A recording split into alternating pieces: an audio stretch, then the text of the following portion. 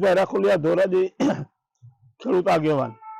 અત્યારે ખેતરોમાં કાલના વરસાદના હિસાબે પાણી ભરાઈ ગયું। 12 વીઘાની મગફળી વાવેતર હતી। 12 વીઘાની મગફળી સંપૂર્ણપણે નાશ થઈ ગઈ। વીઘે 6000 ની આજુબાજુ ખર્ચો થાય છે। હવે પાછું વાવવું હોય તો પૈસાની તકલીફ થાય ને વાવેતર કરવામાં વરસાદ રીએ નહીં તો વાવેતર ન થઈ કે વાવેતર કરવામાં મોડું થતું જાય। પ્રવીણભાઈ વગાસિયા, ધોરાજીના ખેડૂત। વરસાદ બહુ થયો છે અમારે, ખેતરો બધા દરિયાની ગોળે ટાપુમાં ભરાઈ ફેરવી રહ્યા છે। હવે ખેતીમાં અત્યારે વાવણી માટે જે વાવણી થઈ છે બધા પાકને નાના છે એટલે નુકસાન તો છે જ, પણ થોડા જ હજુ નુકસાન છે। ખેતરો અત્યારે દરિયાની ગોળે પાણીના ભર્યા છે। વીઘે 6000 નો ખર્ચ, નુકસાની કુલ 60000 ની।